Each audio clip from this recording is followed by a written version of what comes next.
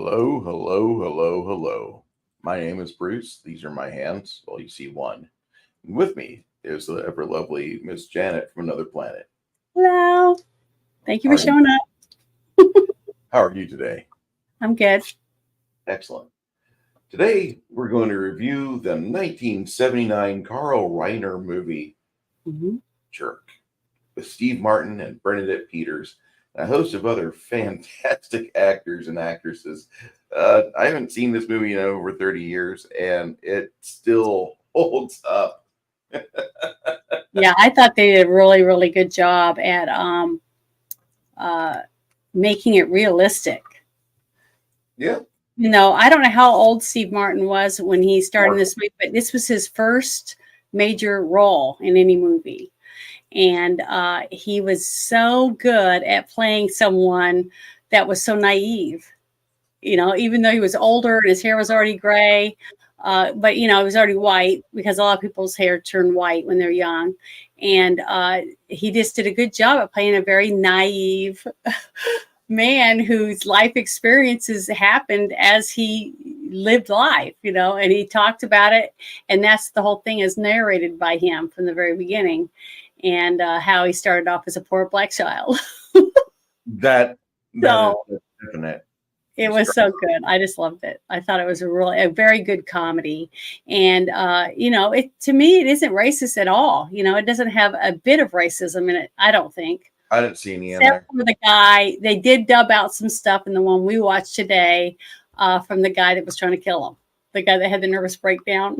Yeah, the Emmett Walsh. The shooter, yeah. Yeah, So, and some of the epitaphs that he was yelling when he was shooting at him at the gas station were not they toned that down. yeah. But I thought I'd seen some rougher version on broadcast television about 30 years ago, and yeah, that that's kind of sad how soft our society has become. I had a real discussion about that earlier this week, race in America, and I'm like, it's consonants and vowels. It means nothing. It doesn't mean you have the authority to burn down a Kenosha Wendy's. And yeah, he's like, "Oh, that you're racist." Okay, fine, whatever. Hey, Crafting Gamer joins us as well, sir. How you doing? Um, it. I lived in Peoria. I lived in the real estate where freaking Richard Pryor was at for many years, mhm. and I got a chance to be the token white guy in a neighborhood. So I understand what Steve Martin kind of went through there to a degree. I wasn't raised by a loving black family, but I did see a lot of like just families being families. And since 2006, when that happened, uh, Jeremy's right. The race relations in America have gone completely fucking backwards, and Yeah, it's we're at a point where if you guys want to continue this, we can continue this. This is a bad plan. This is a bad route for us, but we can reverse this decision. We can, choose to be unified and unity and accept our differences and go forth from there. I think that would be the way we did it from the 60s on into the 2000s. It's strange how we had the first half white president in 2009 and he's completely destroyed race relations in this country. yeah. Because just like I said, I didn't have a normal childhood because I was raised on Air Force bases, so I didn't really get to visualize like you would have in the city if you lived in New York, like in Illinois near Chicago or a big city where there might be a lot more of gangs and have the different things like that going on. Uh, there was lots of Black, Hispanic, Asian, white people that I went to school with on all the bases and stuff. The thing is that everyone was treated the same. I never heard anyone call another person name. I heard like, look at all the pimples she has, or look how fat they are, or they got a gimpy leg, or, things like that. That's the kind of things that I heard growing up, people making fun of other people, which still hurt. I mean, they're always bullies, but I never really heard anyone saying, I had Black friends, I had Hispanic friends. I mean, I had guy friends, girlfriends, redhead friends.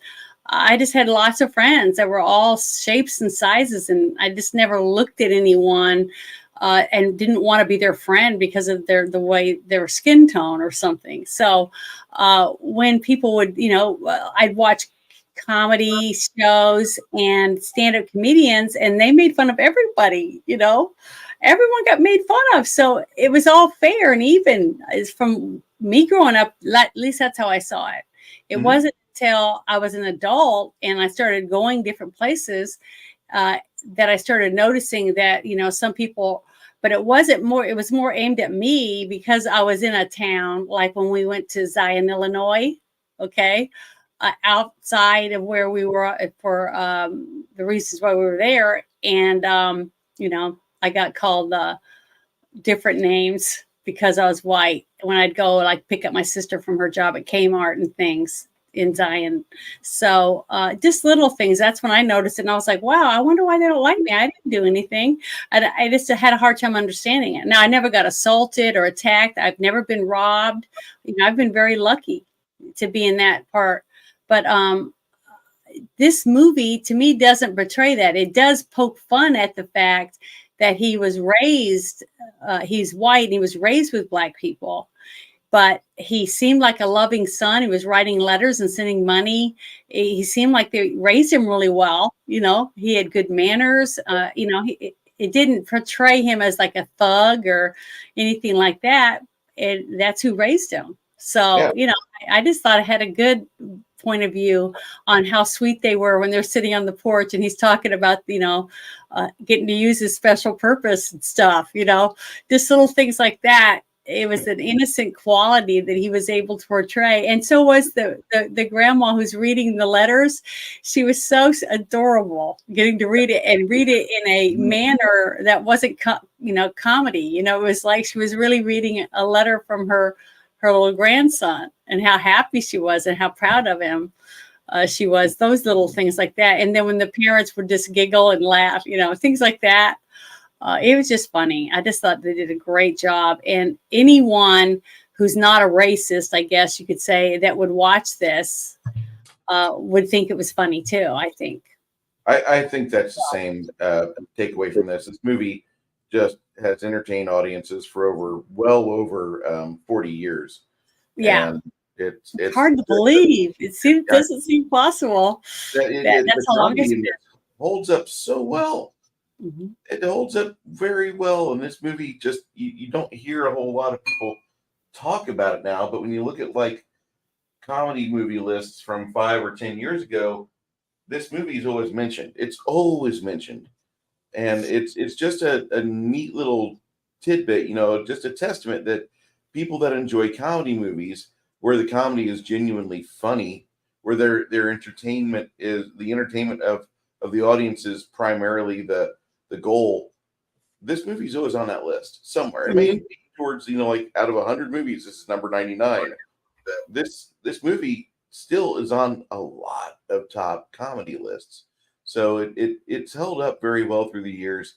And the only problem I had today was the blurted out language from Emmett Walsh, which I'm not a person that likes to hear N-bombs or all that. You've heard me drop them during live streams, I'm sure. I don't give a shit if you get offended. Whenever I say it, it's for a reason. Take it in context, you idiot. And that's just kind of how I feel most people say. I mean, that's the majority of it. And like the one big N-bomb, it really never was meant to be a dig on somebody who had a melanin count. It was more aimed at the fact that their Father's Day was a confusing day. And like the celebration of which, and that was the original problem, because there were many times back whenever you had people talk about racism in the South. Yes, in the South, you had a lot of situations where plantation owners would take advantage of the slaves, and they would just kind of just run a train, or they, the house staff or cousins would come over and just, oh, you have a slave? Well, she's kind of hot. I'm going to take it. And they would do that. That's terrible, but that is historically accurate. That's what happened. In America. What I remember when I would go visit my grandfather, and he had a farm, and he had 2 ponds, and he had horses and cows. And I remember, helping him, and I would turn the little crank on his, I guess it was called an auger, and he would shoe horses, and people would bring their horses. And I remember going to get in the reins and bringing the horse to them, things like that. I can't remember how old I was, but I just remember how much fun I had being out there with my grandpa and getting to do stuff for him, getting them nails for the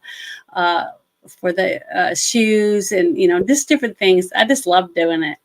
And I had my little cowboy boots, and he would take us. It was so cute because he would take me and my sister shopping to buy pants. Like when we first get there, he'd take us to I guess the co-op or whatever to buy jeans, because we would be playing out in the yard, and he was worried that we would get cut up and stuff because he had a lot of barbed wire and stuff. So he'd buy us these really thick jeans, and we could barely bend our legs because they were so, you could stand them up by the wall. I mean, when you first bought them, I don't even know what brand they were, but they were really stiff. So I remember walking in them, and you walk like a cowpoke. And so my mom used to say, you guys are walking like cowpokes because you waddled because you couldn't hardly bend your legs. But little things like that. And I just adored being with my grandparents. But their house had black tar paper on the outside with nails, big round nails.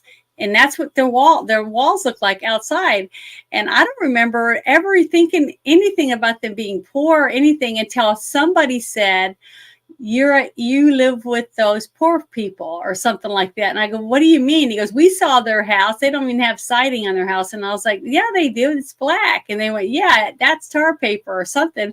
And then I remember going back home at my grandpa's before we went to bed. And I remember looking at it, and I was like, what's wrong with it? I just didn't, it just went over my head. I didn't really understand it.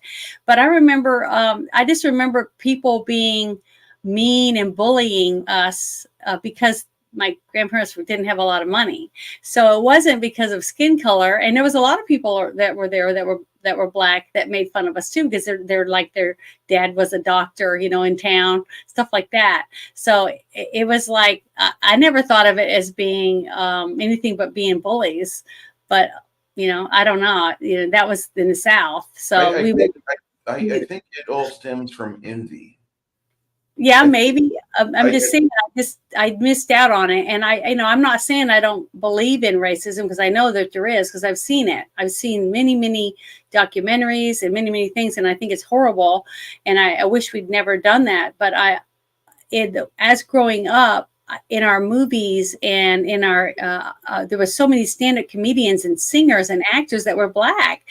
And I didn't see way more white famous singers or anything than I did black ones. So I just didn't see that it was that lopsided or whatever. But I was just a kid, and I didn't really pay attention to who was rich, everyone that had money, whatever. I just didn't pay attention to that.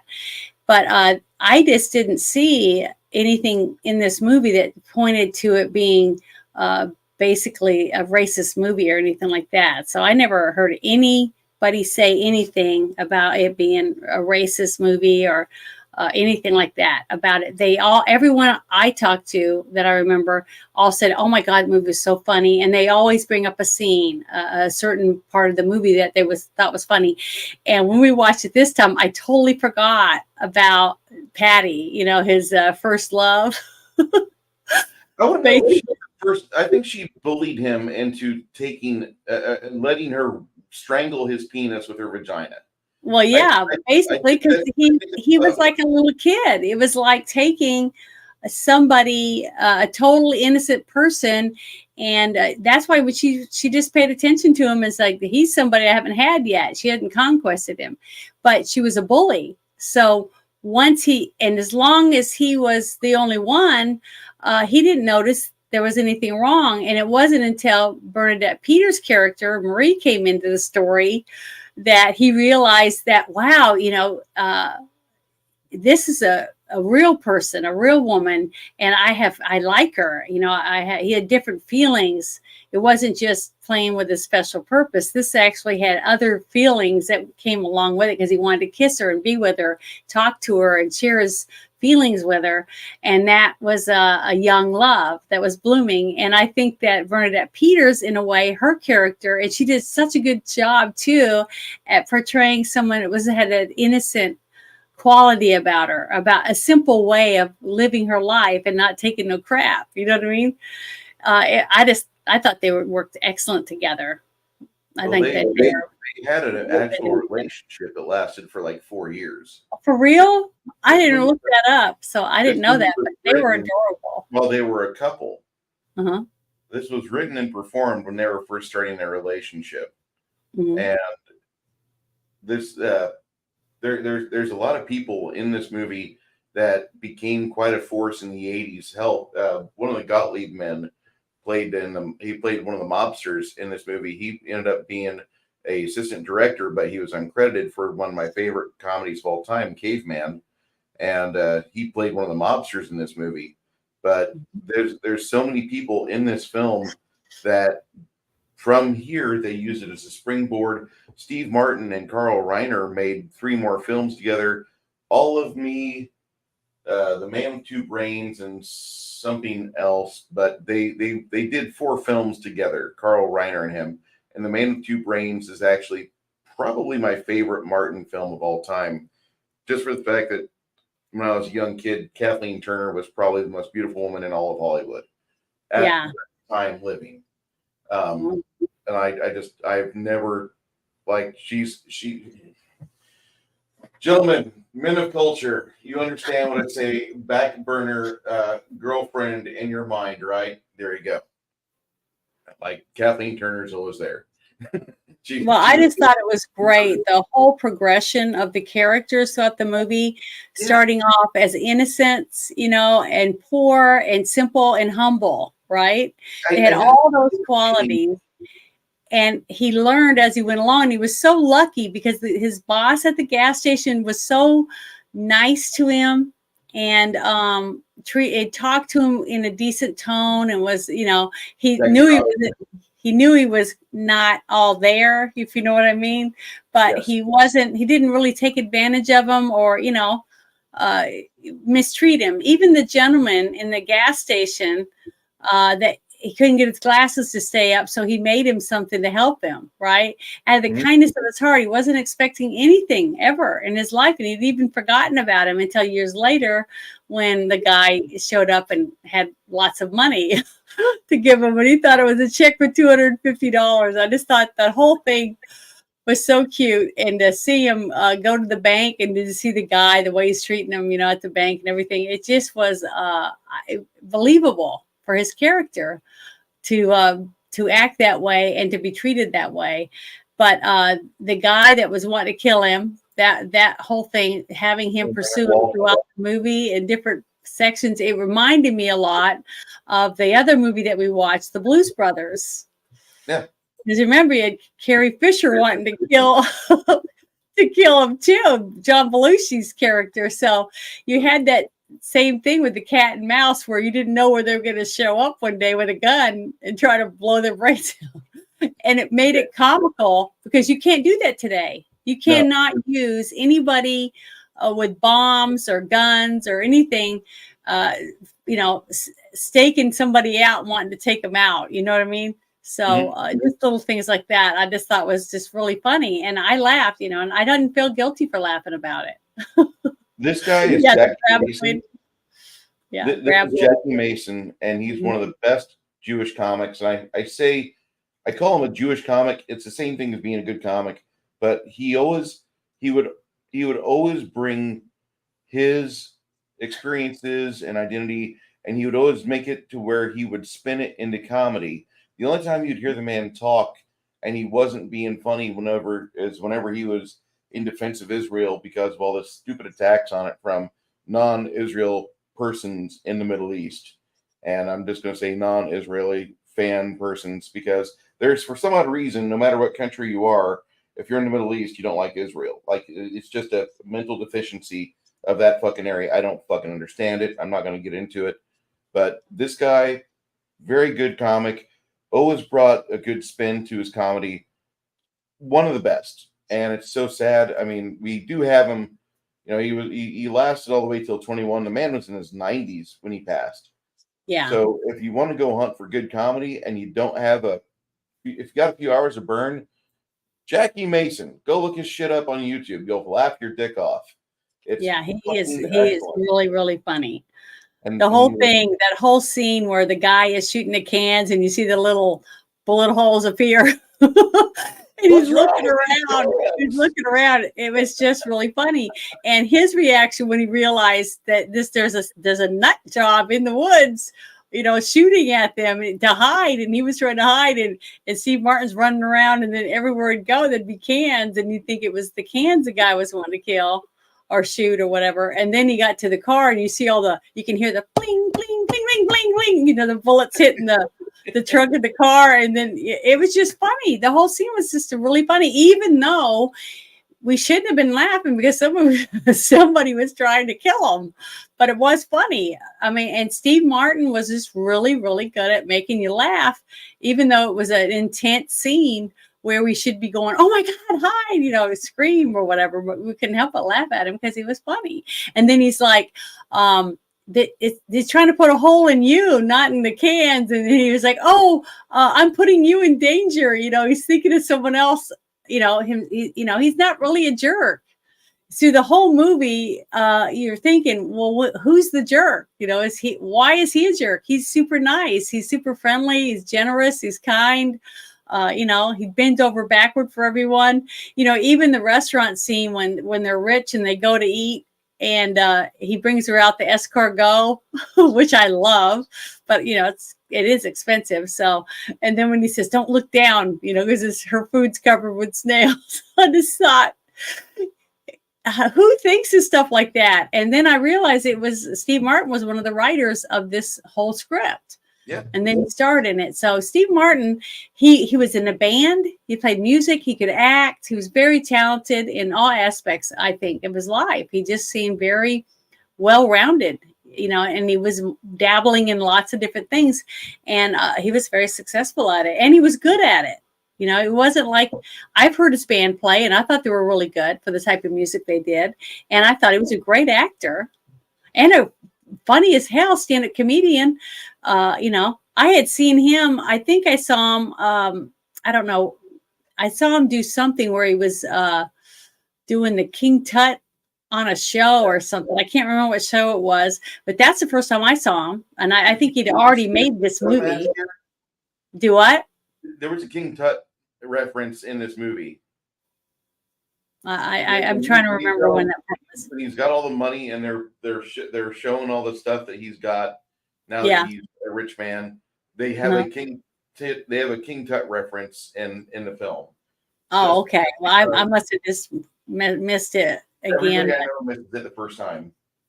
So, but he's just so talented, and Bernadette Peters is very talented because I've seen her in lots of other movies too. But for her to balance out his character by his naive, he's so naive about everything, and he looks at everything in awe, and it's just a cute. I mean, it was so adorable. And I have met people that were very naive, but it was they were simple people, if you know what I'm talking about. Mm-hmm. Okay, and but he wasn't. I don't think he was. Maybe he was a simple person. Maybe that's part of the reasons why he was, in the situation he was in, because he was simple and he had a hard time understanding things. So he had to have it simplified for him to have it explained to him. And then you have the beautiful, beautiful woman that could have any man if she could ever want, because she was just breathtakingly gorgeous. And the fact that she looked at him with like she wanted to take care of him, she wanted to be one of those people. She was like a motherly woman, but she loved him, because she even when they lost all their money, she said, it's not the money, it's just the stuff, the things they had gotten used to. But I could tell that she loved him, from the very beginning, like when he says, trying to ask her on a date and he couldn't get the words to come out. That whole scene was just adorable, I thought. For yes. Do what? Stomp twice for yes. That was so fucking hilarious. I know. I heard you laughing at a lot of the different scenes about how he was reacting in the whole thing. I just thought he was just I thought they were great. I thought they played so well off each other. I can't believe if they did date. I wonder what happened, because they seemed like such a good couple. But I guess he really wasn't that, that simple. So that made it really hard for the relationship later on, because he was really probably very aggressive or something. I don't know. He was a very topical comedian of his time. I've read his book Cruel Shoes, which is really just a collection of skits that he never took to stage, or if he did, when they came to stage, they didn't hit, so he put them in a book and they hit funnier. But Yeah. I remember Steve Martin being one of the top of his day, and everybody loved watching him on Saturday Night Live. Oh, too wild and crazy guy, just he was fun, and Yeah. this movie kind of set a tone. Like there's the Omega Wolves of the 1970s, the Gen Xers that weren't the best jock, they weren't the smartest prep, they weren't born with a silver spoon in their mouth. At least we could be funny, like the guy in The Jerk. We could be our own Navin Johnson, and we could try our own wacky way to find our own beautiful maiden to rescue us from our life of idiocy and like just wanting to have all the gaudy pimp mobile shit that you think, when I get a lot of money, I'm gonna have the longest feather for this ugly hat. Yeah, their whole character arcs too were very believable, and from the very beginning, where he's just dirt poor, basically. They live in a little shack, right? His whole family, but they had lots of love. Like when his birthday party and he gets a can of Tab. Perfect family. Yeah, so they were just adorable family, and I remember growing up knowing people like that. When I'd go visit my grandparents, and we get to stay in the summer, because my dad would be gone, and my mom would say, "Okay, we're gonna go see your parents," and she would go see her cousins and stuff like that, and we'd go horseback riding, and Grandpa would plant different things for us to pick so we could understand how to snap peas and dig taters and do all that stuff. And I thought it was fun. Other people had to do it, and they said, well, I hate working in the garden, but we didn't have to do it. We didn't have to do it to eat. We just did it because it was cool to be at our grandparents' house. And then he would plow and everything using his horses. And it was just very interesting and fun. And, but they weren't rich. So, that's how they did things. It looks like we're on our way back to that stuff, the simpler life, where you can afford to take care of yourself if you have the right tools. But the character arc, as they go, time goes on. Remember, even when he had nothing, he was sending them money, even if it was 50 cents. He was mailing money back to them. So all the money that he was mailing, they were, saving up. They were saving the money. So as you can find out at the very end of the movie. But they get rich, because the guy that he had made the glasses grabber thing to hold his glasses up, keep them from slipping down his nose. He went and he started a business with it. Okay. And he became a millionaire basically overnight. So when he found him and gave him that check for $250 million, when he thought it was $250, he was instantly rich. And then they had a house, but they had a butler and a maid, because they thought a butler and a maid meant they were rich, right? See, they were still simple, even though they lived in a little house. He had a butler and a maid that took care of them. Okay, and it was so funny, the whole thing with the butler and the maid, where he's like, liking the maid, the butler is, and then his wife dies, and he's standing looking out the window. Yeah. At her service, it just little stupid stuff like that, slapstick comedy stuff, which was tacky but funny. You couldn't help but laugh, and then it was a guilty pleasure almost. This movie was a lot like that. I just remember you can't see stuff like this anymore. They don't make this because it is, I guess, because you can't make fun of anyone anymore. You can't make fun of anything. You can't laugh at anything. It's not even they can't make fun of it. It's the fact that you can't even say something. Like when was the last time you heard? Remember, I'm going to take you back to 1990 to 2000. You used to hear something on the radio all the time. A mind is a terrible thing to taste. Yeah. Please support the American Negro College Fund. When was the last time you heard an advert for the American Negro College Fund? we are running away from ideas. Mhm. We are running towards emotion. That's our substitution for critical thinking. Yeah. And because of that, I actually feel that comedy is going to make a comeback, just like Sydney Sweeney, God bless her and her two giant lungs. She's going to bring back sexiness for these little Zoomers. She's going to be one of the leading ladies that's going to help, make men realize what your hard dick's for, because you're going to look at that and be like, holy fuck, I have not made a child today. I need to do that. And that's exactly what happens when a man sees a beautiful woman. He's like, yeah, yeah, I want my child feeding off those. You think that's just fucking common fucking that you're biologically driven to do this. That's why Yeah. men are so I stupid thought, on and I some also aspects. thought that the things that they brought into this story, which was basically reality, like you win the lottery, right? It's basically what happened to them. They won the lottery, Yeah. and you end up living an extravagant lifestyle that you don't really need to live, simply because you didn't have money. You've never had money before, and now you got to have the fancy car and the chauffeur, and you got to have the fancy house where the ceilings are so high. It's just, dumbness. It's just, to me, it's a waste of money.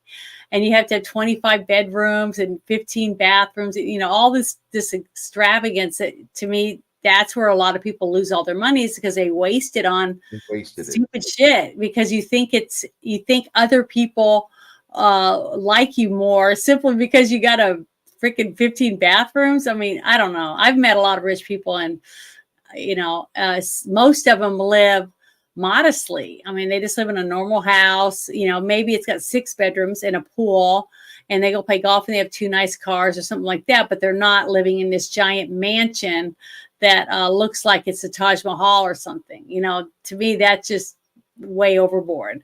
But that's what these people do. These two buy this giant mansion, and they're living extravagantly, like you saw when he goes, and they're out there on the tennis court, and he goes up to the 2 jugs that look like water jugs, and they got wine in them and stuff. And he's serving himself, and every single glass has to have a little paper umbrella in it, because to him, growing up, when you see it in a magazine, only rich people had that.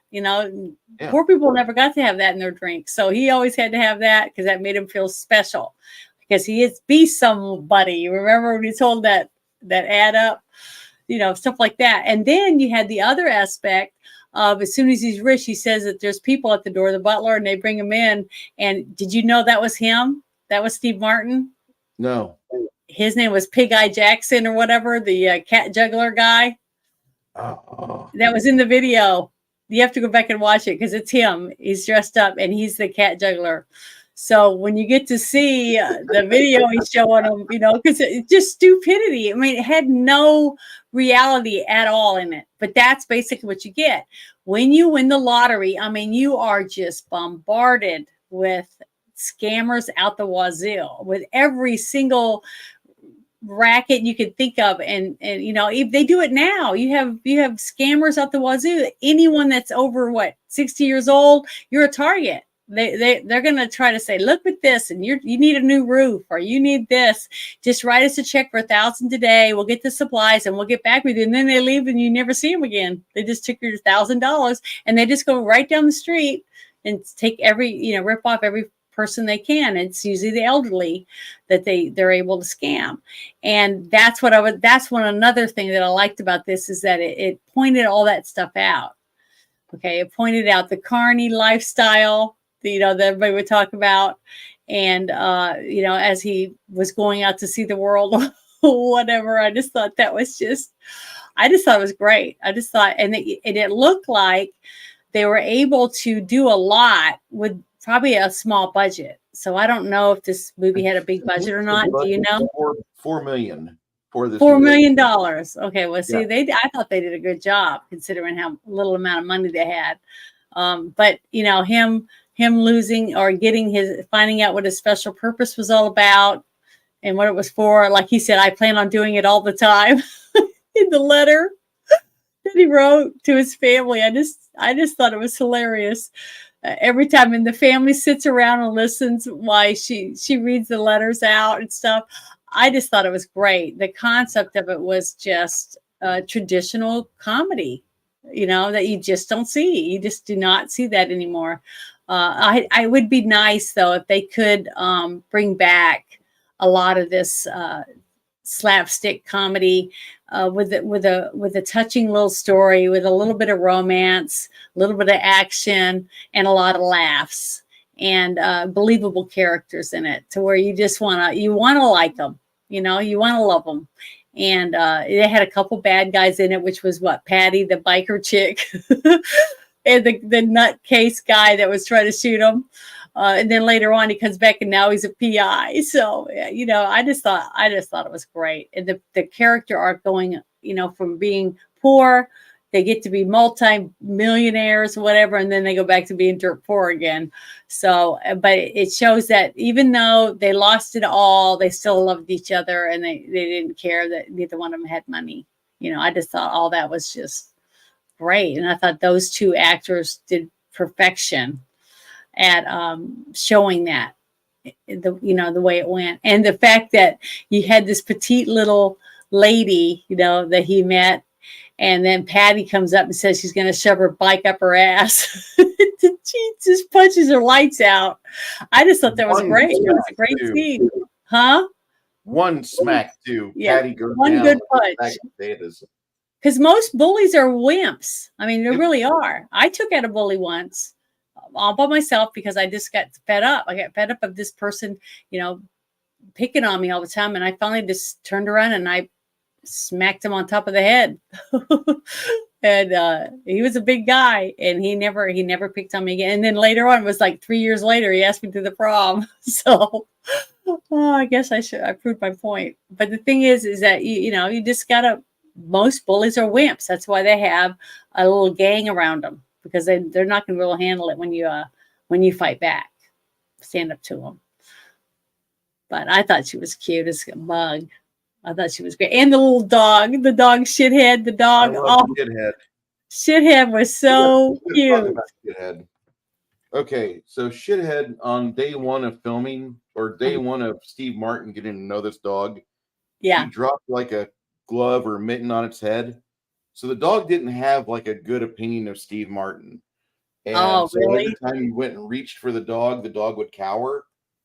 Oh. And they had to do a few takes here and there. And like, there's a scene where Steve Martin's trying to drag the dog along on the leash, and the dog isn't acting. The dog doesn't want to go with Steve fucking Martin, Yeah.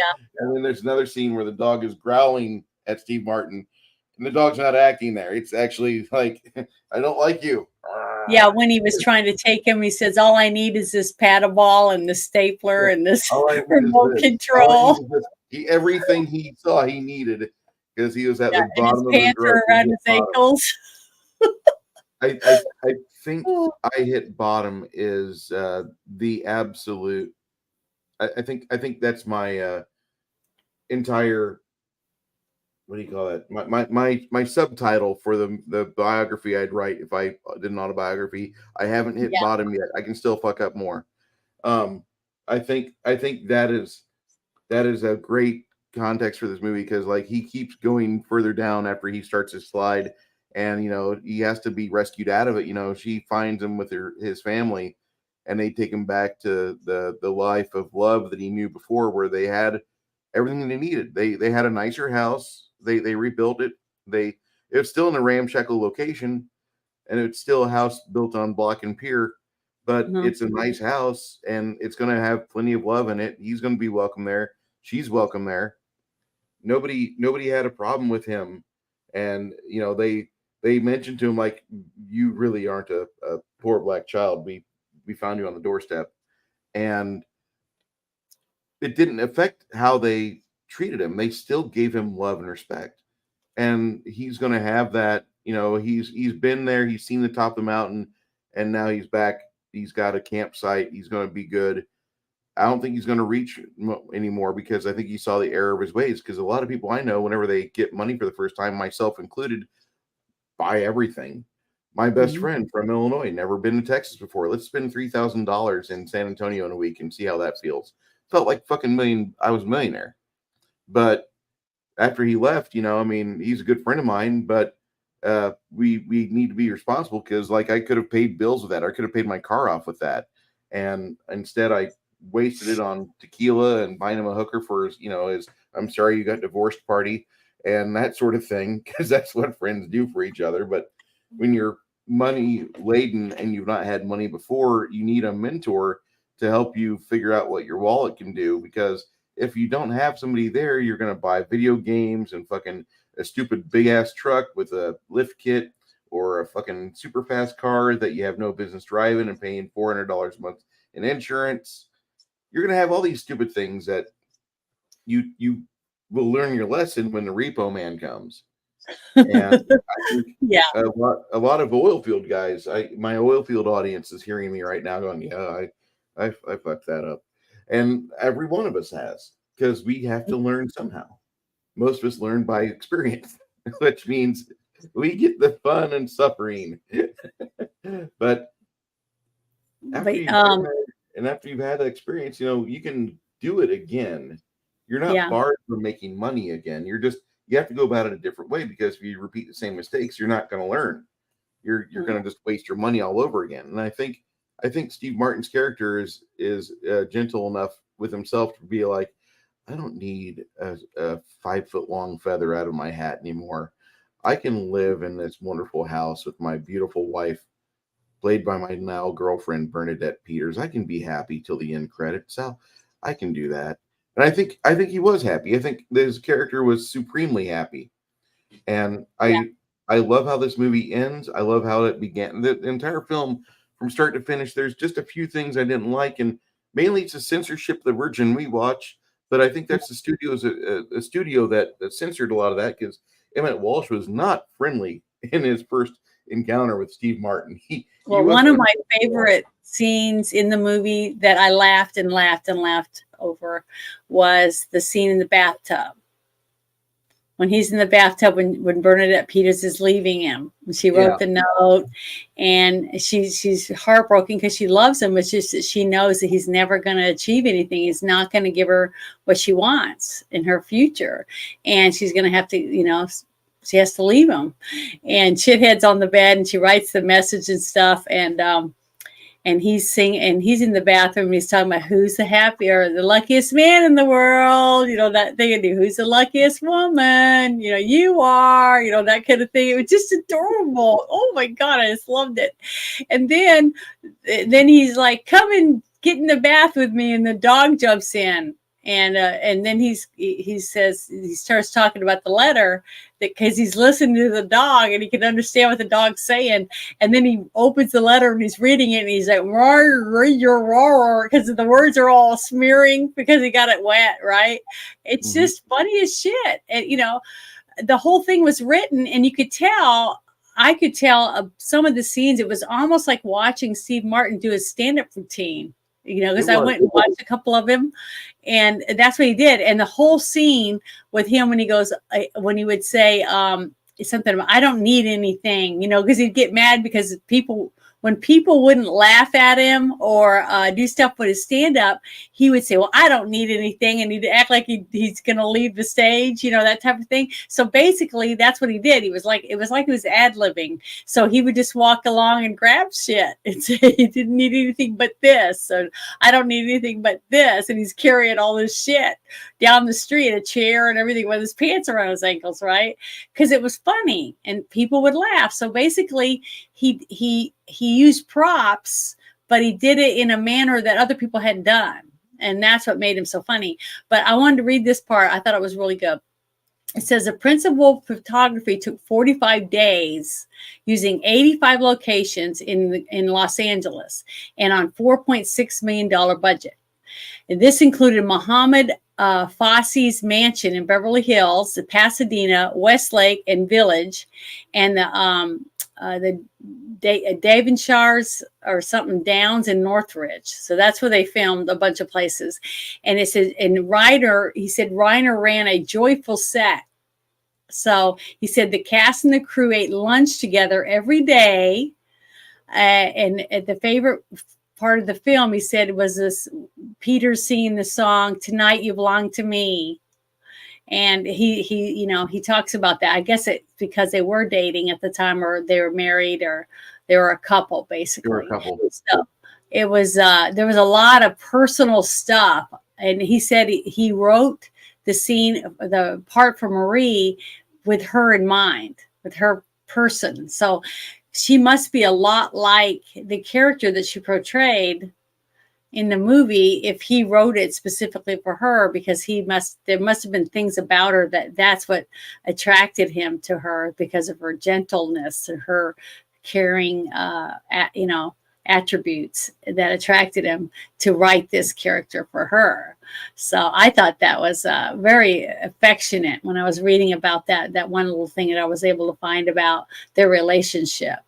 And I just thought that was sweet. But the fact that Reiner wanted everyone to have that close-knit relationship, that he wanted the actors to eat lunch and hang out with all the workers, that it adds a very personal quality, because that shows, just like what have I said so many times in movies, that if the director works with everyone and tries to make everyone like the movie as much as they love it, that the movie's going to be better, because everybody wants to be successful, all the way down to the boom operator, the caterer, the crafty guy, every single part is important to make the movie be successful.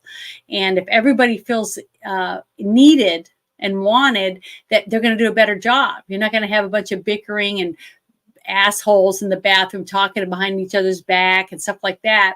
And the way that he ran this set apparently is what made it more exciting and fun to work on. And I think that's one, I guarantee if you could see the outtakes or whatever of this, that it would be really funny, especially the scenes with his black folk family, sitting around and reading the notes. I guarantee there were some good laughs going on in those rooms, because they're all surrounded by all the people working. You got the light people, and you got all the sound people, and you have the makeup people, and then you have the props people there, and you got all the little wires and stuff, just lights and wires everywhere. There's a lot of people on set that you never see. So I just guarantee that would be really, I'd love to see the reels on this movie, because I guarantee you'll laugh your butt off. I bet. I'd be willing to bet.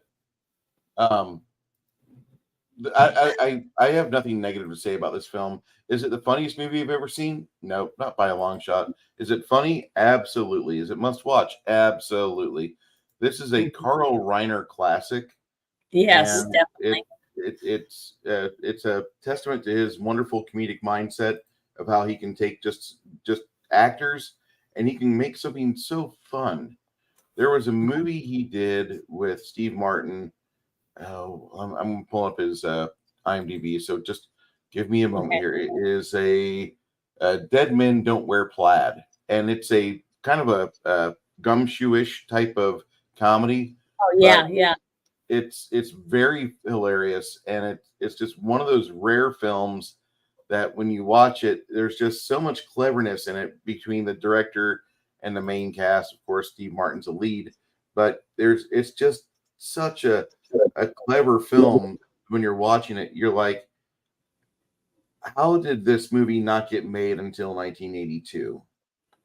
Because there's so much in there that it really does harken back from an earlier era. Whereas The Jerk goes for the slob comedy, which was the king of the late 70s, early 80s. I mean, for fuck's sake, we've got The Jerk, we've got Caddyshack, we've got Stripes. We have some amazing shows. Blues Brothers, Animal Lampoon's Vacation, or National Lampoon's Vacation. We've got the you got the Three Amigos, Animal House. Three Amigos is like not a movie I want to watch. No, I know, but that's another movie that was a big. It made a lot of money, didn't it? Back then. Yeah, and it was Chevy Chase. I'm trying to remember the other two. The other actor that was in the Martin Short. Martin Short and Steve Martin. Yeah, that movie was supposed to have John Belushi and Dan Aykroyd in it. but it was Ricky funny. Martin. I remember my mom watching it and laughing every single time that she would put that tape in there and watch that movie. She would roll laughing and tears were coming down her face because she just loved Martin Short. I mean, she thought Martin Short was just funny as heck. And she really didn't like Chevy Chase that much for some reason. She said, I don't know what it is about him. I just can't get into him. She just didn't think he was very funny, but she liked the other two actors, and she said that they played well off each other, and she thought the movie storyline was really funny. So, that was one she really liked, the Steve Martin movie. I wish I could say nice things about Three Amigos. I that's just one of those comedies. Have you seen it already? I saw it when it came out. Yeah. And it was funny. I didn't think it was the funniest movie either, but I thought it was funny.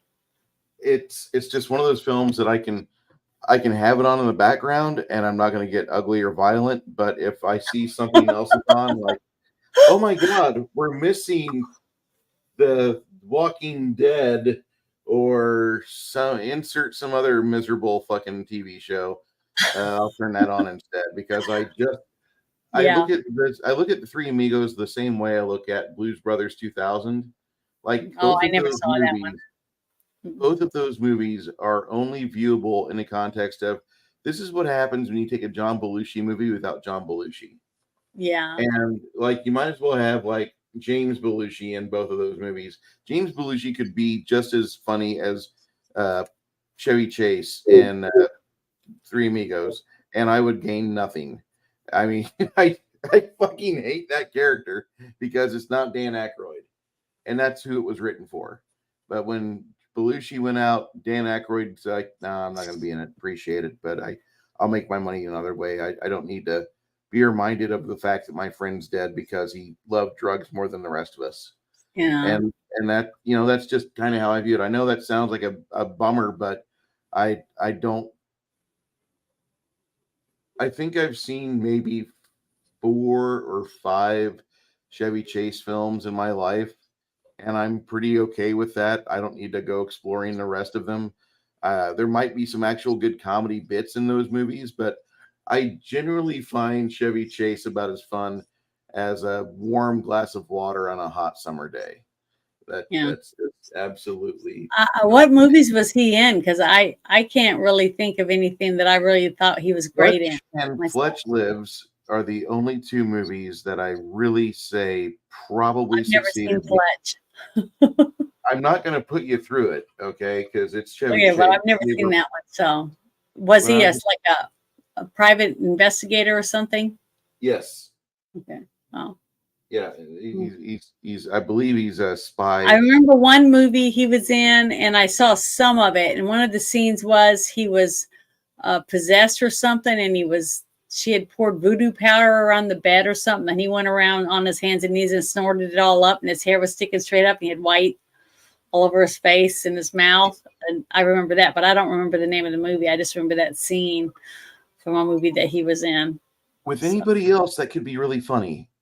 But Chevy Chase is in it, and I'm not saying I'm a fucking icon of comedy, but I think I could be. You could put me in some sort of like computer app program, and you could put my face over all Chevy Chase performances, and you would have the same. You'd have the same amount of measurable laughter. There would not be. You would not have anything that you would be missing, and I don't mean to sound like such a fucking downer on Chase, but like the only movie that I think he benefited was Caddyshack because of the problems he had with Bill Murray. And that's right. That's the one. That's the one movie that I remember that he was funny in. Yeah, because he was actually trying to be a comedian and he couldn't really outperform Bill Murray, but there was a scene where they did it together where Chevy Chase golfed off of fucking Bill Murray's snack food. And in the movie, it's actually pretty damn funny to watch that. And then knowing the history of those two, they can't fucking stand each other. Like that even makes it more understandable. Because weren't they on a show together, a TV series or something? Chevy Chase was in. I'll Google that. Good, he's back. So am Hey, I. Papa Scott, how you doing? Sorry to hear you're back on YouTube, but glad to hear that life is good for you. Chevy Chase. I'm happy you're back on. We got to fight together. Try to. Okay. So they were. I just I just banged Bill Murray and Chevy Chase, and the first thing that pops up is Bill Murray and Chevy Chase had a backstage brawl at Saturday Night Live, and it took years for them to make up. And so it was between them, and it was the inaugural season in 1975. And they had Chase's signature pratfalls every week with his miserable delivery. And they say good luck. So I got to share this because just so you guys realize I'm not being a complete and total dick when I read this article. There's good looks. He was a focus of media and attention with New Yorker magazine, the heir apparent of Johnny Carson, and December cover story. So this resentment was sparked among the other not ready for primetime players, including John Belushi, and that was compounded by Chase's prickly personality. His quick put downs often come across as mean spirited, and perception that the rush of fame was going to his head. So after he won a pair of Emmys in May of '76, he set about securing a new contract with NBC. He negotiates his way out of an SNL together, catching producer Lorne Michaels by surprise. Came back for a couple shows in the fall, and then he vanished off for the promise of primetime bullshit in greener pastures of Hollywood. It's greener because of all the heavy shit in there. A few months later, Murray made the SNL debut, and unlike the man he replaced, the audiences were cold to the act, particularly after he flubbed a few lines in early shows. Reportedly in danger of being fired, he resorted to an awkward solo sketch in which he made a fundraising type of plea for people to begin laughing at his jokes, which was funny. He found his footing, beginning with Goofy Nick the Lounge Singer, and by the third season, he was tight with Belushi, Dan Aykroyd, Gilda Radner, and everybody else. So Chase goes back in '78, and according to Doug Hill, Jeff Weingrad, the actor, quickly realized he'd been stepping into an environment that was poisoned against him. He does little to rebuild any goodwill, bossing people around, and get back to his old Weekend Update segment from his current host, Jane Curtin. So the drug use in studio is rampant, and Chase admits he overdid things out of the misery he was enduring. Piles of cocaine up the man's nose. Murray, who'd known Chase since they worked at National Lampoon together a few years earlier, was eager to channel resentment to a climax. And late in the week, he brashly addressed the elephant in the room by telling Chevy everybody hates him. This ignites a shouting match with tension continuing through dress rehearsal. Murray zeroes in on Chase's well-known martial discord with Jacqueline Carlin, telling him, go fuck your wife. She needs it. And Chase, in turn, notes that Murray's pockmarked face looks like a landing spot for Neil Armstrong. And before the show is going into air, Chase confronts Murray in Belushi's dressing room and challenges him to a fight. So they get into it. And Belushi gets between the two men, and he gets most of the punishment as the fists are going at each other. They're pulled apart. Chase takes to the stage to deliver a monologue, which wasn't funny. The clueless audience doesn't even realize what's going on. He later claimed he's not even rattled by the fight. Ex-castmates reportedly noticed a clear difference in normally cocksure demeanor, but yet he's still humble. And that was the highest ratings for SNL that week for that season. So they bury the hatchet during shooting of Caddyshack. They still hate each other, but they fucking decide to pay their rent anyway and make a decent fucking movie. So that's the Bill Murray, Chevy Chaseism that you might be thinking of. If they had gotten in a fist fight, who do you think would have won? I think Chase. I think Chevy Chase. He's tall. He's tall. Bill Murray's tall too. I don't know. I think Bill Murray might have won. I would like to say Bill Murray, but I think Chevy Chase, because Chevy Chase has more mass to him. Bill Murray is kind of a slightly built dude. He's not known for his physique. And Chevy Chase is known to be tall. He could have been broad shouldered in his younger years. If he would have spent his life differently, he would have actually had something, to like not be a dad bod so much. Yeah. But that's just my own personal opinion. He was a complete dad bod. No, he lived it up. The Thermos song. Oh, yeah, the Thermos song. They were so cute. Now, see, you guys are gonna think I'm a psycho, but see, if I had a guy and he treated me like they acted together at home. It wouldn't have to be in front of other people. I would love that. I could play on that. Most That would women be would. fun. And laugh every day. I would love to have somebody I could laugh every day with, and go just walking hand in hand and just do simple things. No money. Don't need money to do those things, to make each other laugh, and just, I don't know, just be there for each other. I think that's important. I wish more people could do that in their relationships. I completely agree. I'd like to think that all relationships could get through their rough times by just like, can we have a fucking laugh? Because I don't need tension. Like, Because you think about it, all these couples, like my grandparents, okay, that were together, they didn't have hardly nothing, but they laughed a lot, they talked a lot. And I remember my grandpa walking by, and my grandma was real little, because I remember by the time I was 12, I was taller than my grandma, okay, because she was just short. She had long black hair because her mother was a pureblood Choctaw Indian. So she had beautiful long black hair down her back, but she was like really, really built like Mae West, but a little bigger. Okay. Because she'd already had kids and everything. She was a grandma. She was a really good cook.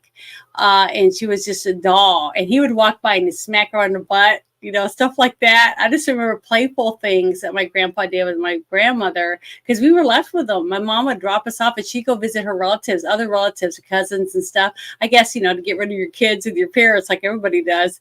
And we would just hang out with grandpa, and he would tie us up, Sandy and I up, two of us, and tie our wrists together and our ankles and hang us on the doorknob. I remember that because he was into wrestling. So we'd sit and he'd teach us wrestling moves off TV. And, so he was a great grandpa. I mean, he was awesome with us. He would do so much stuff. He'd wrestle with us and make us do chores, but it didn't seem like chores. It was fun. We'd raked and we hoed things, and I don't know. I was so lucky. I just loved my childhood. I just thought it was great. I wish every kid could get to do that kind of stuff. But yeah, I had a wonderful relationship, and to be able to see older couples at the store or at the park, and they're holding hands and they're walking along, it doesn't cost anything. It doesn't cost a damn thing to hold hands and walk along, or put your arm around them and tell them you love them and how pretty they are, or how you like their laugh, or whatever it is. Compliment each other. It costs nothing. It just takes a little bit of your time and a little bit of effort. And if more people could do that every day when you first get together, and keep doing that, and really respect each other and listen to what each other has to say, I just think so many people's relationships would last a long time. Because what made you fall in love in the first place? If you're just marrying somebody or being with that person just because they got big boobs, or you like him because he's got broad shoulders, you're not going to have a long relationship.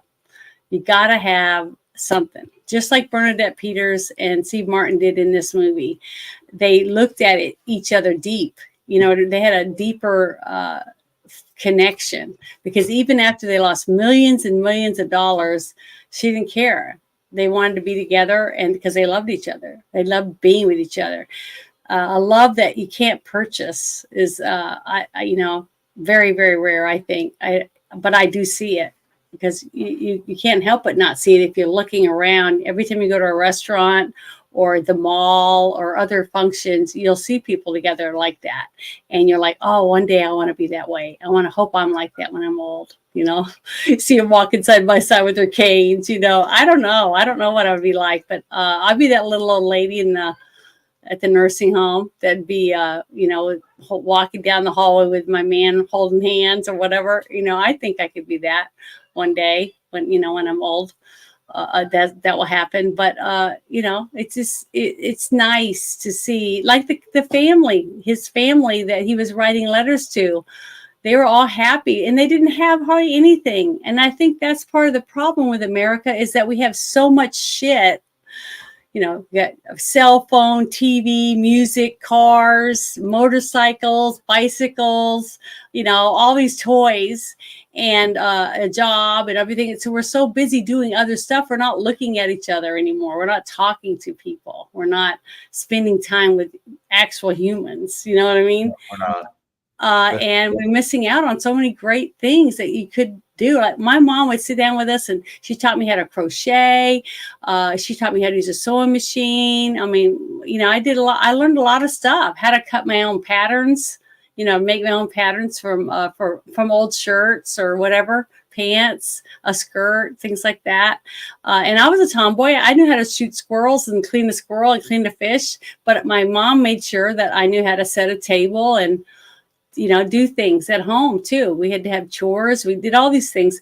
And I think little things like that, a family that does stuff together like that, I think that's important too. Where you sit down and have dinner together every night and tell each other what you did during the day. Things like that, I just don't hear people do it. Like I said, family traditions are going out the window. Nobody seems to have them anymore or care that we don't have them, which is sad.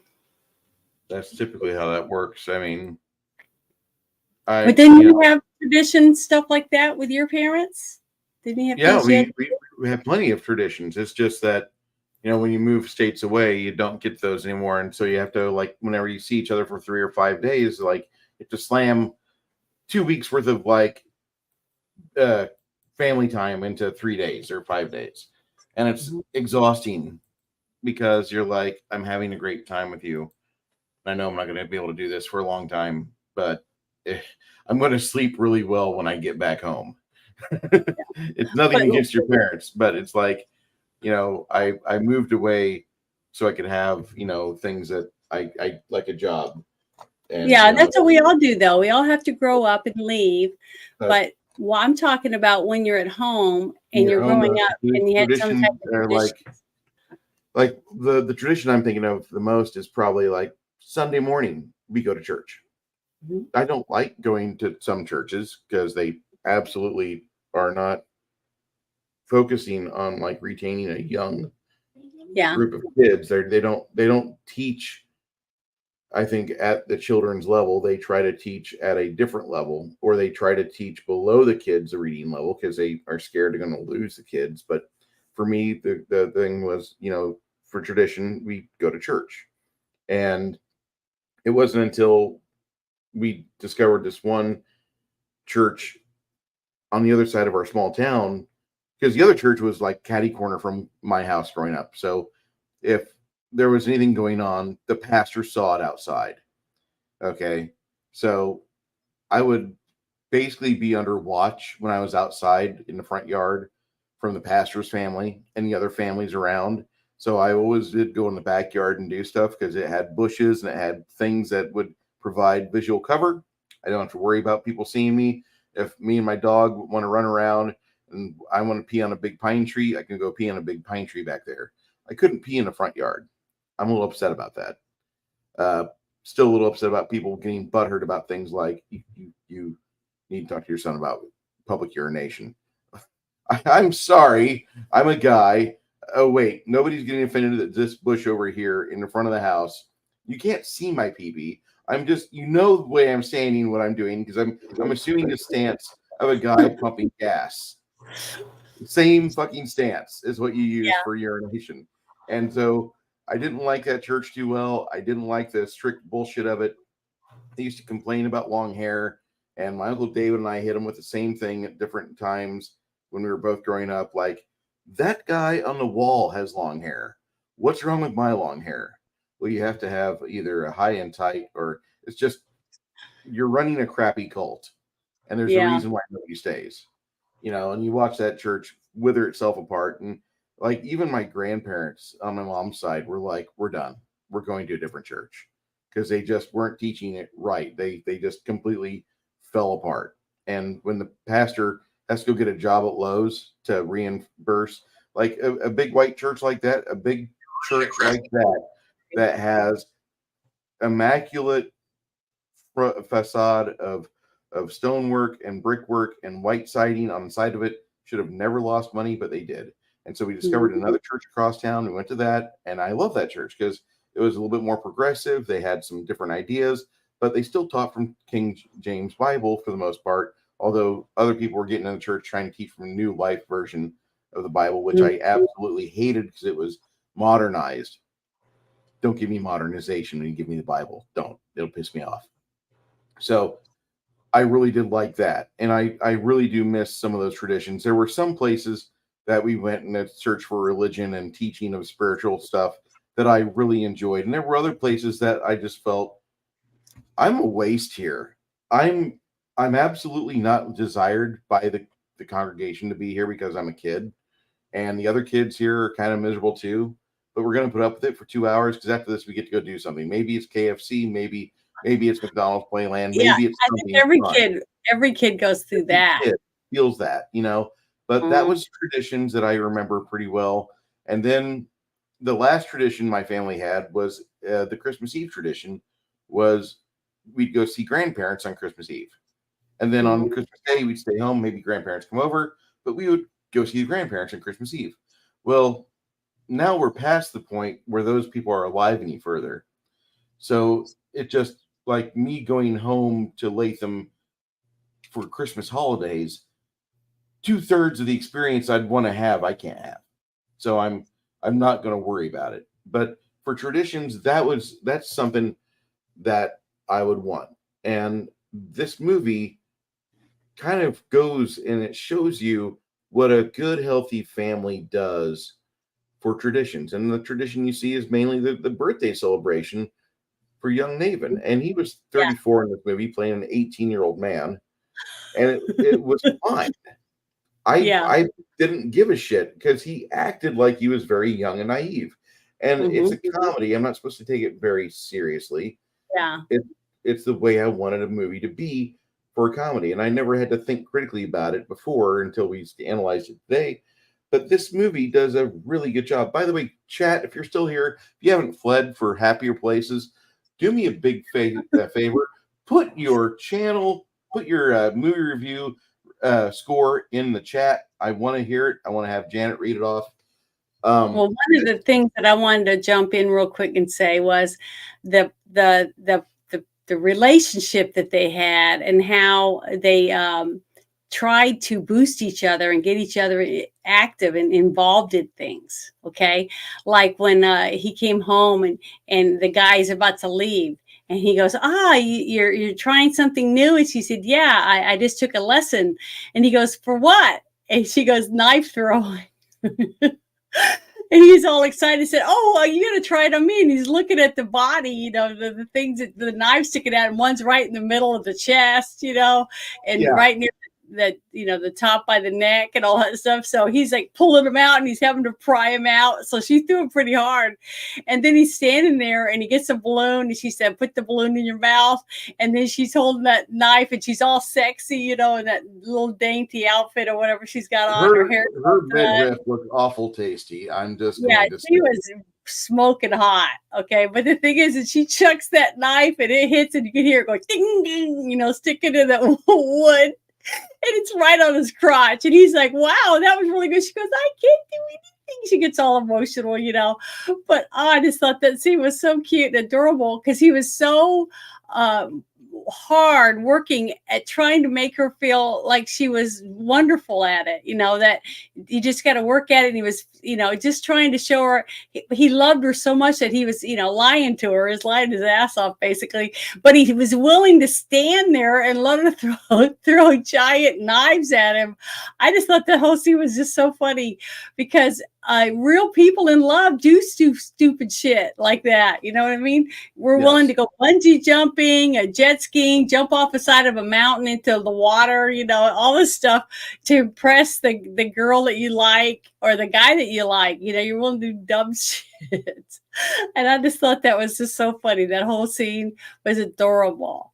And that's what I'm saying about young love and your first love or your, the person a lot of people, they say, oh, it's your first love. But you know what? A lot of people fall in love in high school and they stay married their whole life.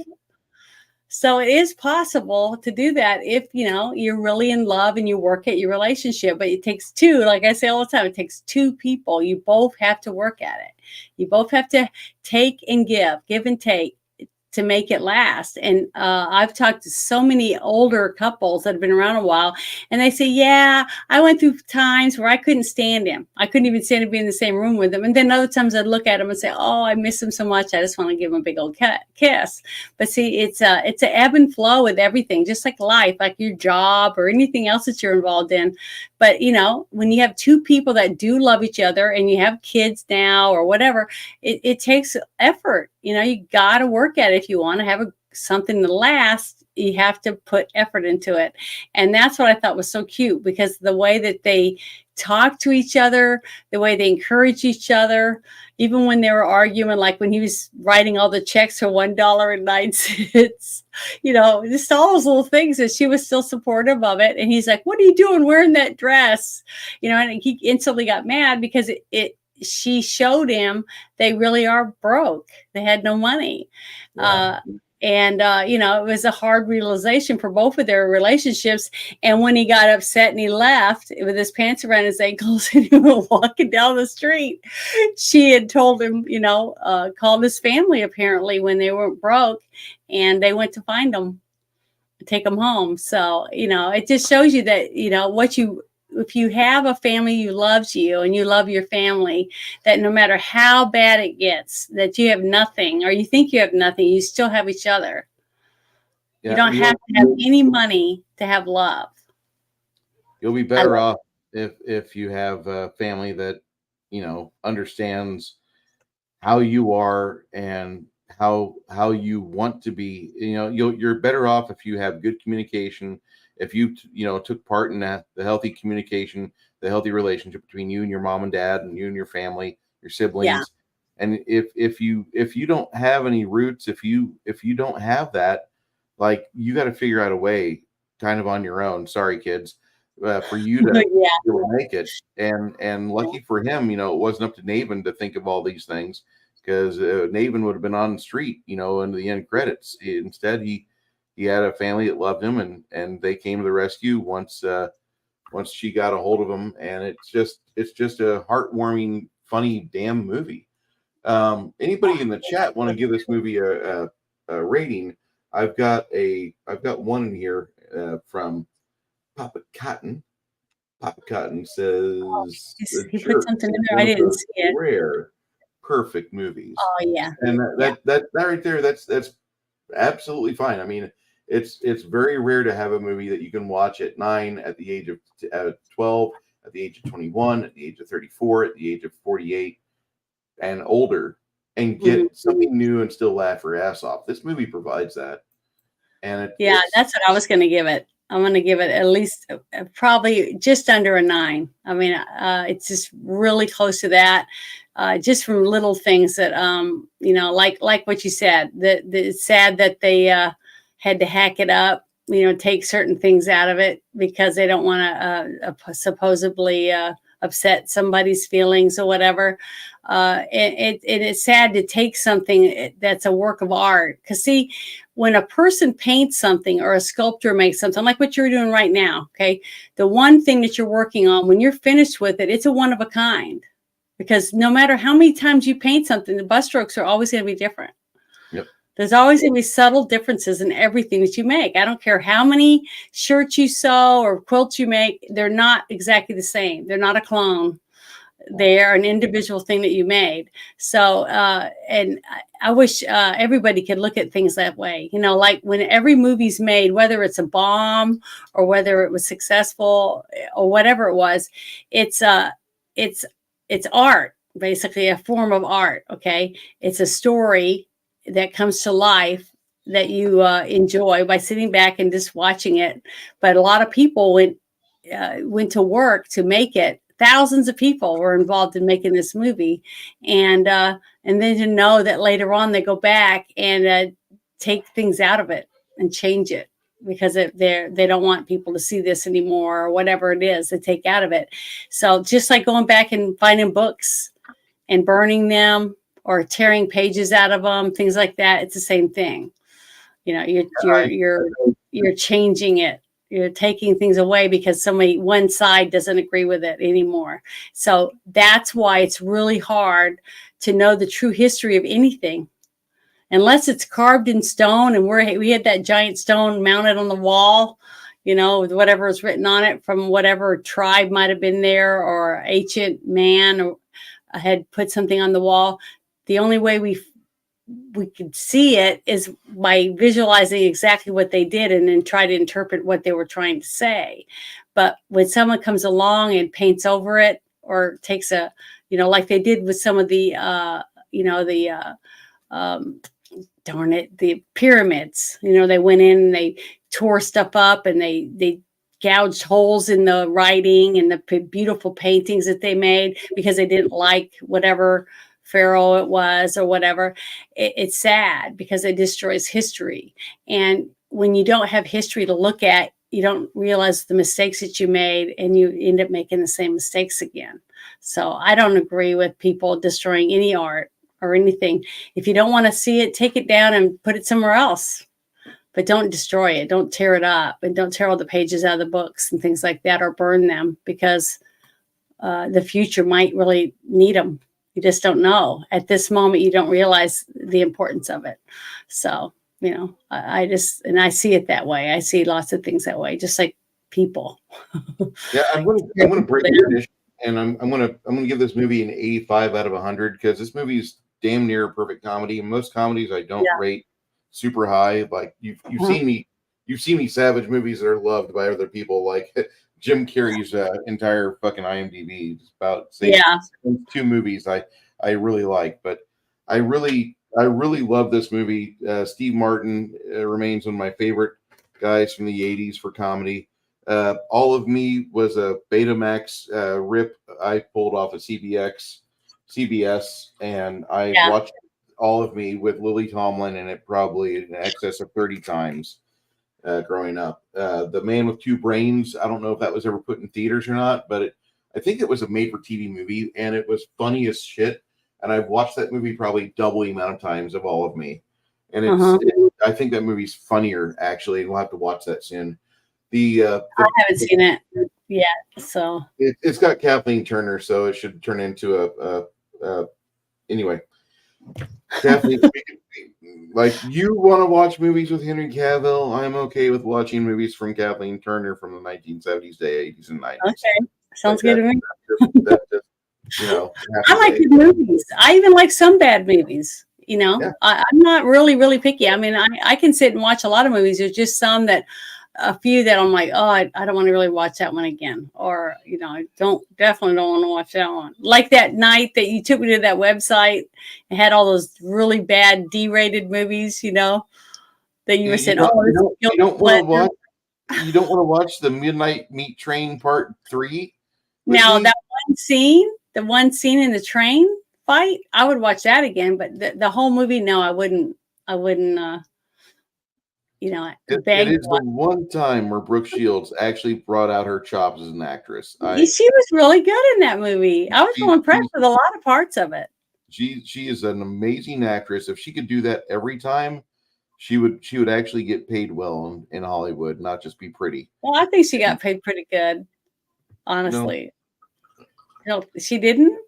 I don't know if she got paid really good or not, but I'm just saying, like, if she could pull out those acting chops like she did in the movie Midnight Meat Train, like, she would never be without a job. She would always have a way to pay off a new car or house. She could have been an easy, in her 40s and into her 50s, she could have been an easy $10 million earner. Not that I'm criticizing her accounting or whatever, but I mean, she just doesn't seem like the type of woman. She's coasting right now. Yeah. And she's coasted since the mid 2000s. There's a couple shows I think she was on. Like, I just remember her in what was it, the Blue Lagoon or something like that. I remember her in Suddenly Seeking Susan. She was a kid. Yeah, she was a child in that movie. No. Yeah, I don't really remember her much after that. I mean, it was like she dropped out of movies or something. So what I remember. I'd be more than happy to watch, like, hold on, let me pull up the actress that I would. Love Night. No, weird sign.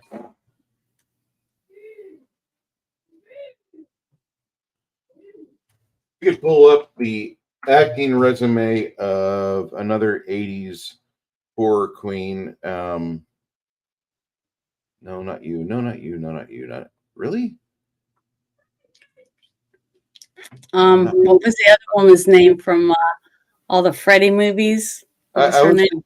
I was thinking Suzanne Snyder, who was in Weird Science as one of the cute girls, but she's in one of my favorite movies of all time, Killer Clowns from Outer Space. She's also the nurse in the soap opera in Remo Williams. She's in Return of the Living Dead Part 2. Weird Science. Someone just put that in there. Yeah, she's a great but little lesser known actress, and I just enjoy that.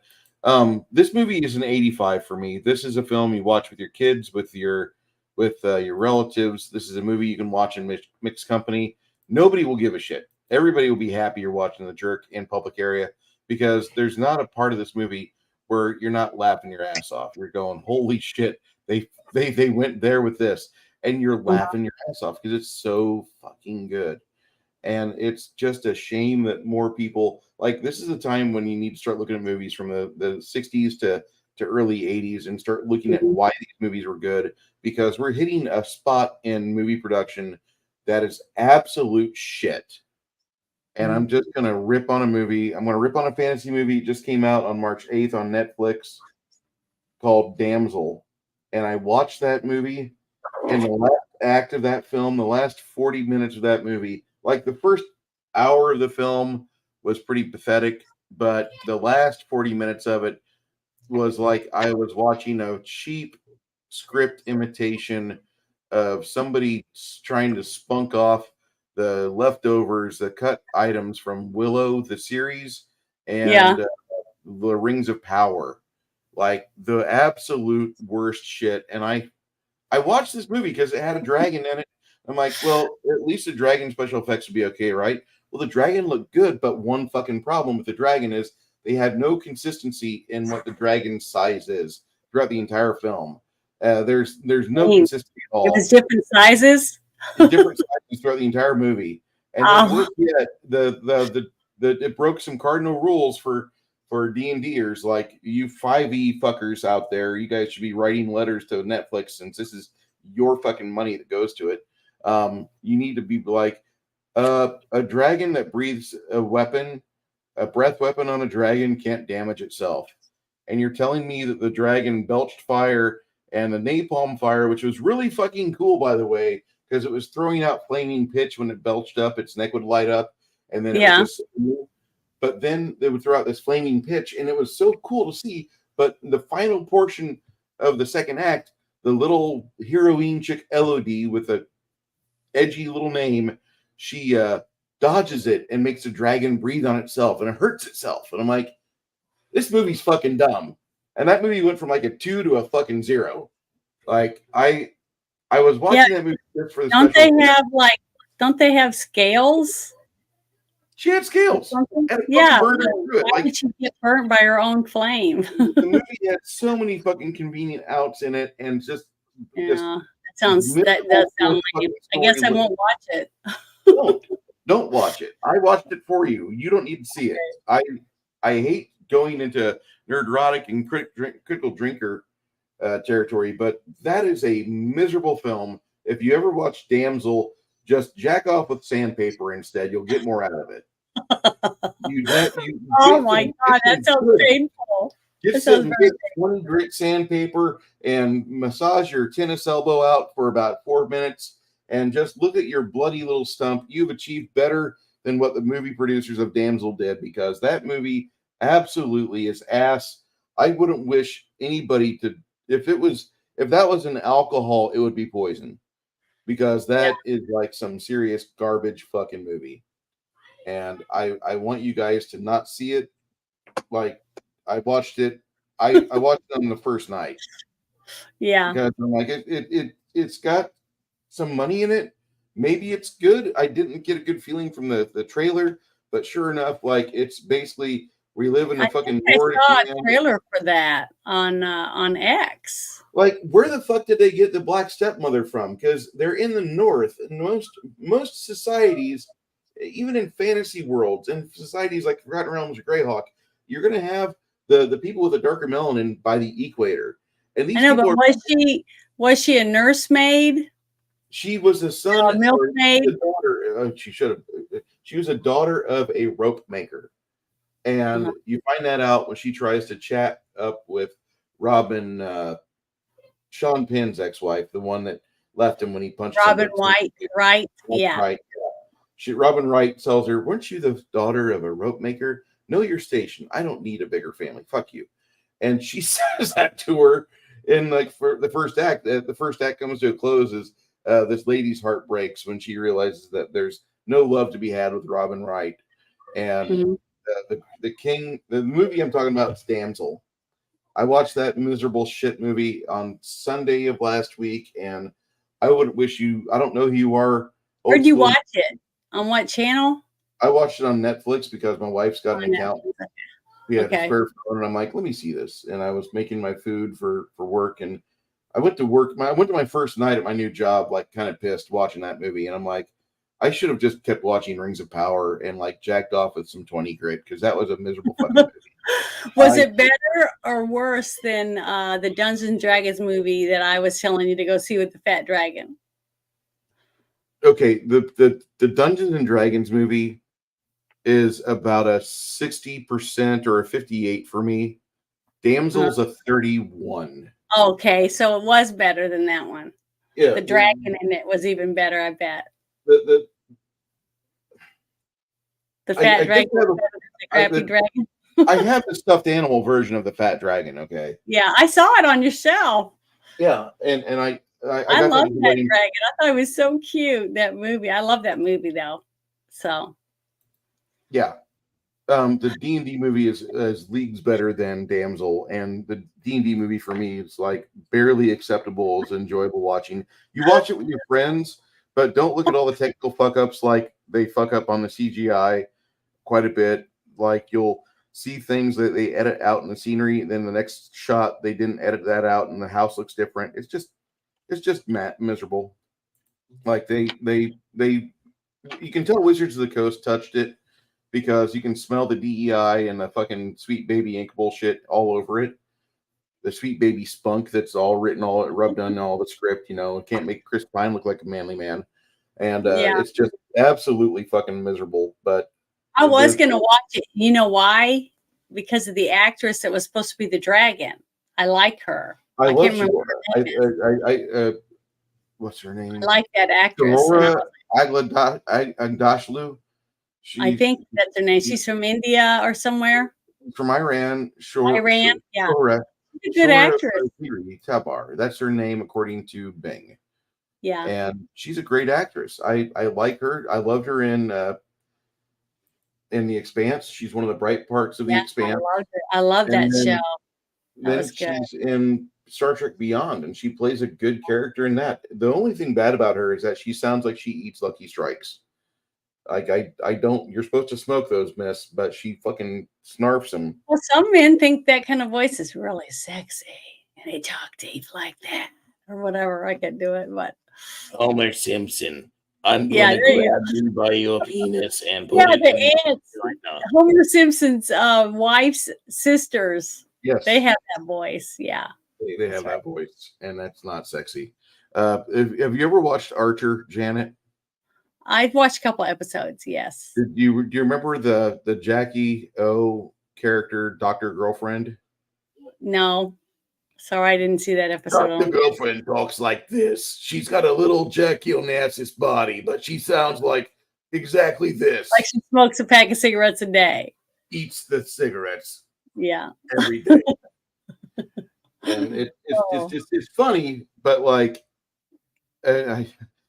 it frightens me on a level that I don't need to recognize. I still like her though. I think she's a really good actress. I really great really actress. Was she in Westworld too? Was she in Westworld? I didn't watch Westworld because of Gary's recommendation. I loved Westworld. The first season of Westworld was great. It was the second season when it went downhill, went in the toilet. But the first season was great. I loved it. I thought it was really good. A lot of women could just benefit by making their voices a little raspy, but not sounding like they had gargled with shards of glass and rusty nails like I did. Now I'm going to sing for you Ave My Maria. voice is pretty deep. I got a pretty deep voice for a girl. Yeah, but your voice causes a chemical reaction in like 90% of men, which oddly enough is my reaction. Like, I can help how I speak. This is my voice, but can help it. But I think it's deep compared to other girls that have the real shrilly, really shrilly voices. So, they all have whatever our vocal cords give us. I dig it. I really do dig it. I've always liked your voice. You've got a great voice. I'm not going to ask you to sing "Happy Birthday." Yeah, I can't sing. I suck at singing. I'll have you do other things, but like there is a movie in the future. We come back around to October, we may have to do double features because we've got to watch this. Yeah, I want to see The Blob. The 1988 version of The Blob is so good. And it's got one of my favorite actresses, Shawnee Smith. She's a little cutie. Well, Papa Cotton says he's excited about us doing the Amazon from Mars. On the moon. Yes. I thought it was on the moon. Same thing. I can. Yeah, we're gonna watch that, and that actually is coming up. Let me see here. What is our schedule? Next week, no matter what, we're doing the movie Spaceballs. Spaceballs, okay. A Mel Brooks classic. Okay. And then the week of April 1st, we're doing Used Cars. We don't have an April. Used Cars. Who's in that one? That sounds familiar, but I don't think Russell. Kurt Russell? Yep. I definitely haven't seen it. I haven't seen Spaceballs or Used Cars. Kurt Russell be funny since the Disney films. So I haven't seen it. Yeah, Kurt Russell gets to play a great car salesman, and that is a good movie. I'm looking forward to it. But I want to tell everybody in the chat that if you would like to watch the movie with us, we will put out. You just send me a DM on X or on my send me a Discord message, and I'll send you a link, and you can come to Discord and watch the movie with us before we talk about it afterward. So our schedules change. We're not doing it Monday nights anymore. We have to do it on the weekend when Bruce isn't working. So if I'm able to go back to Mondays for the show, I'm going to.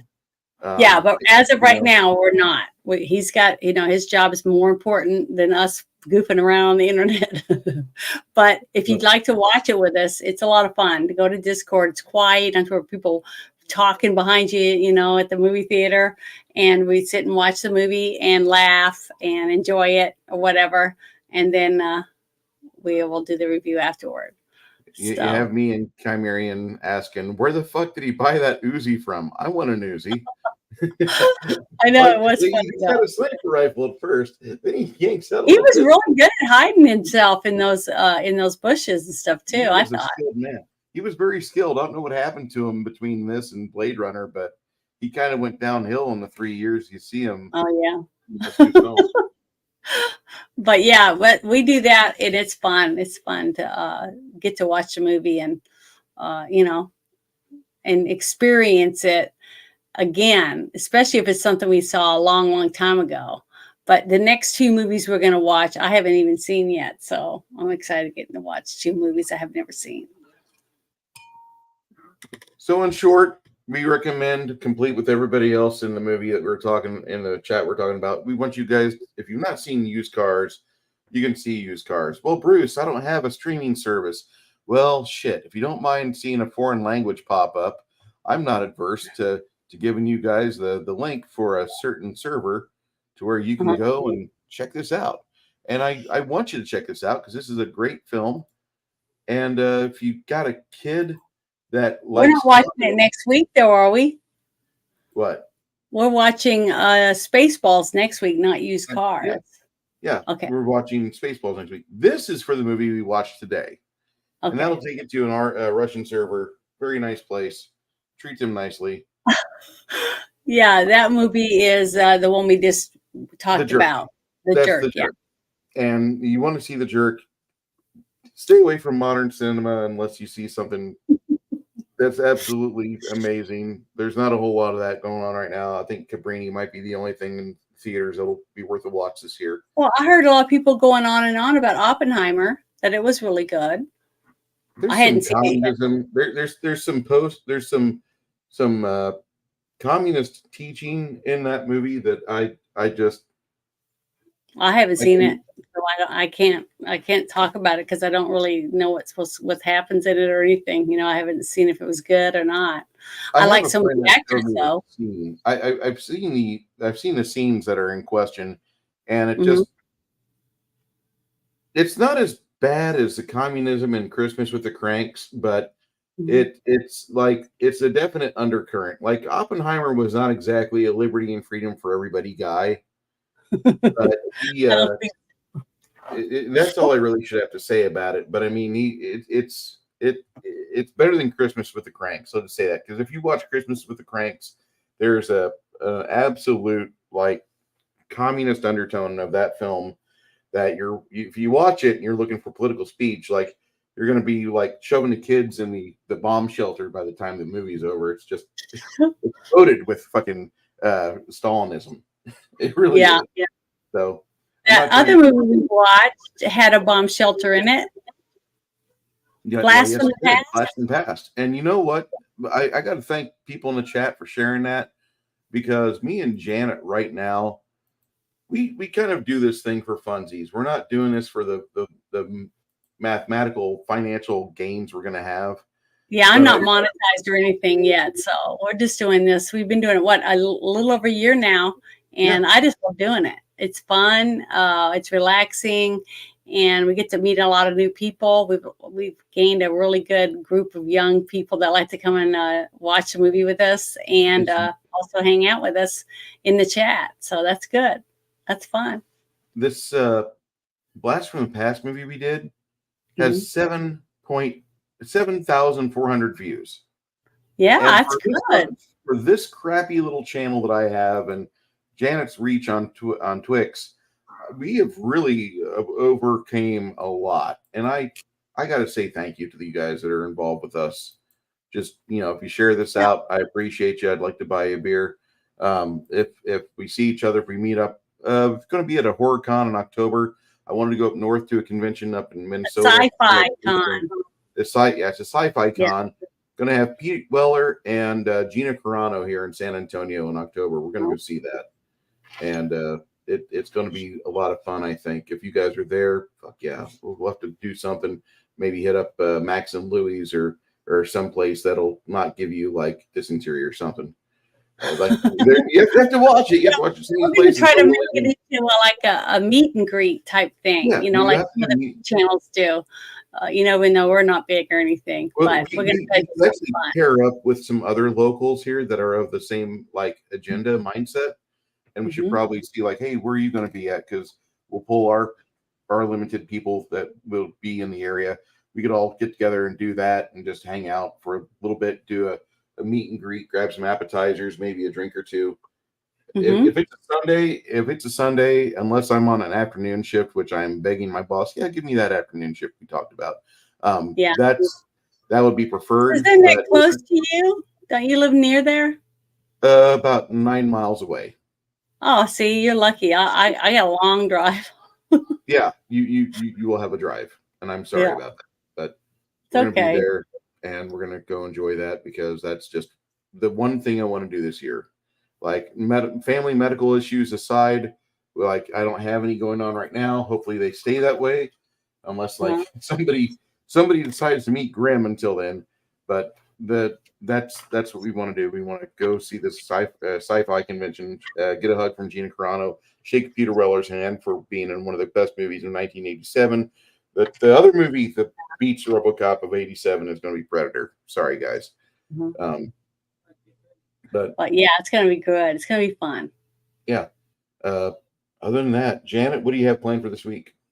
Not much. I'm just going to be planning on the shit show, unless somebody invites me to something. I think I got invited to something, but I don't remember what it was. I'll have to go through all my DMs and see if I can figure it out. That's the problem when you're a lady as pretty as Janet. You have a lot. Well, it's just that I'm on so many things. I'm on TikTok. I'm on Instagram. I'm on, Discord, X, Rumble, LinkedIn. I'm getting messages in all of them, and I'm trying to keep up, with everything. And it's just, it's a lot. And I have a home, and I got chickens, and so it's tough. But I'm doing the best I can.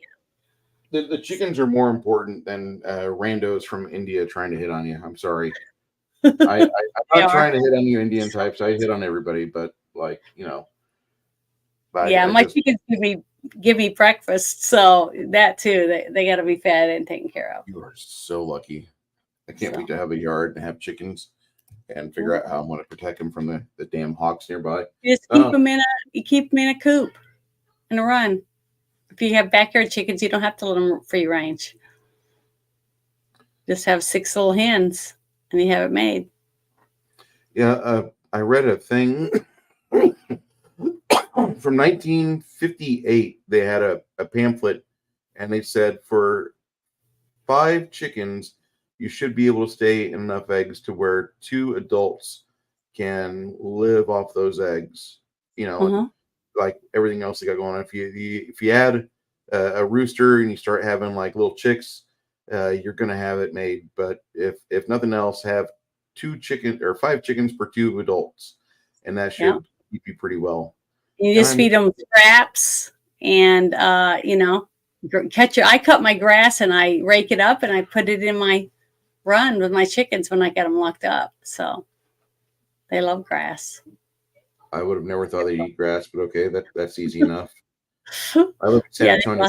Parts of the city does not have grass. You have sand, but that's we can still fix that because I can always develop a worm bed and a cricket bed. Only worms are easy to raise. You can do that in a couple of buckets. So, everyone, for the 113 that are watching us on the various networks that you guys are here, if you can, make sure you subscribe to Janet from Another Planet. Make sure you promote her, get her boosted up. I want to see her get more successful elsewhere than on YouTube. No offense to YouTube, but if you're going to keep having the same stringent policies of stupidity and promote things that are anti-liberty and anti-freedom of speech and anti-weapon, anti-gun, anti-Second Amendment, I don't want you to make much money. I'm pretty okay with saying that. And I pay you $13 a month for no fucking commercials. But I don't like it whenever you try to smack down people for having pro-American values. And pro-America meaning pro-Joe McCarthy American values, pro-Ike values. I will get political on this. I like America as it should be. We're kind of standoffish. We have this nice big ocean between us and everywhere else. I like people like that. I don't need everybody coming in through the northern border or the California border, or definitely the Texas border. I need you guys to make your own countries great. Why couldn't you fix your own fucking countries instead of coming here and sucking on the tits here? Yep. Thank you, everybody, for putting up with my rambling. And Janet, I will let you escort us out today. Thank you, everyone. We appreciate everyone who hung out and listened to what we had to say about the movie The Jerk. And if you haven't seen it, it's really funny. Watch the trailer. It's from 1979? Yeah, it's an old movie, but it's got a lot of laughs in it. It's a young romantic comedy, basically, and it's adorable. I still think it's good, and I still think it stands up to the test of time. So I think it's good entertainment. I completely agree with you. Thank you, Janet. Thank you.